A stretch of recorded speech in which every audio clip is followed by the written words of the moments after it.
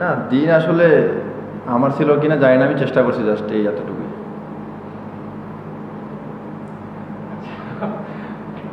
ওই যে রান আউটটা, অঙ্কনের রান আউটটা আপনি অনেক দূর থেকে রান করলেন, একসাথেই পিক আপ করলেন এবং ওয়ান বাউন্স থ্রো, ওইটা একটু এলাবোরেট করলেন আসলে কিভাবে হলো? না আসলে লং বাউন্ডারিতে ফিল্ডিং করলে এরকম চান্স দু একটা আসে, তো যদি মানে কাভার করতে পারছি তো এই জন্য আর কি অ্যাডজাস্ট করে মারি দিচ্ছে আর কি। এই জন্য এই ধরনের ফিল্ডিং আসলে একটু কঠিন, যেহেতু মানে সাইডে যেতে হয়, এক হাতে নিতে হয়। এই ধরনের আপনারা আসলে কি ধরনের প্র্যাকটিসটা করেন? না নর্মালি তো ফিল্ডিং প্র্যাকটিস তো একটু ডিফারেন্ট টাইপে করা হয়, অ্যাটাকিং যেহেতু আমরা লং ফিল্ডিং করি আর কি। তো বাউন্ডারিতে স্লগ ওভারে ফিল্ডিং করলে একটু অ্যাটাকিং এবং অ্যাগ্রেসিভ থাকতে হয়, তো এইটা আর কি।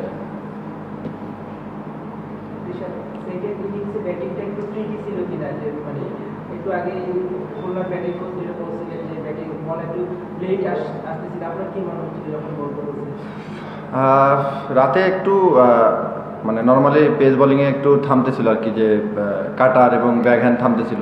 তো সেই হিসাবে নাইম ভাই খুব ভালো মানে ব্যাটিং করতেছিল, যে ওয়েট করতেছিল আর কি বল বাজে বলার জন্য। তো আমার মনে হয় রাতে সেকেন্ড ইনিংসে একটু ডিফারেন্স ছিল, বাট খুলনার ব্যাটিংয়ে অনেক ভালো মানে ইয়া করছে আর কি, হ্যান্ডেল করছে আর কি। চট্টগ্রামে গত বছর আপনি শ্রীলঙ্কার সাথে একটা এরকম 18 বলে 48 করেছিলেন, আজকেও 19-29, মানে চট্টগ্রামের মাঠটাকে একটু মানে বেশি ফেভারিট মনে হচ্ছে, ফেভারিট মনে হচ্ছে?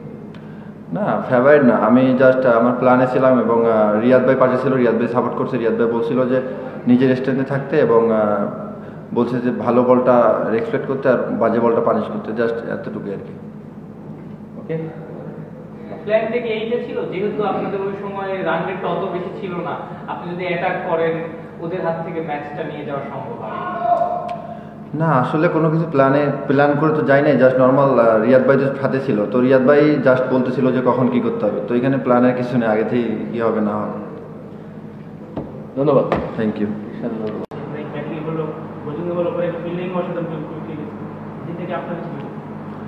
না দিন আসলে আমার ছিল কিনা জানি না, আমি চেষ্টা করছি জাস্ট এই এতটুকু।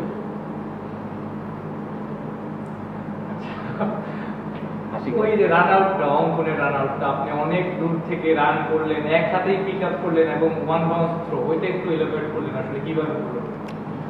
না আসলে লং বাউন্ডারিতে ফিল্ডিং করলে এরকম চান্স দু একটা আসে, তো যদি মানে কাভার করতে পারছি তো এই জন্য আর কি অ্যাডজাস্ট করে মারি দিচ্ছে আর কি। এই জন্য এই ধরনের ফিল্ডিং আসলে একটু কঠিন, যেহেতু মানে সাইডে যেতে হয়, এক হাতে নিতে হয়। এই ধরনের আপনারা আসলে কি ধরনের প্র্যাকটিসটা করেন? না নর্মালি তো ফিল্ডিং প্র্যাকটিস তো একটু ডিফারেন্ট টাইপে করা হয়, অ্যাটাকিং যেহেতু আমরা লং ফিল্ডিং করি আর কি। তো বাউন্ডারিতে স্লগ ওভারে ফিল্ডিং করলে একটু অ্যাটাকিং এবং অ্যাগ্রেসিভ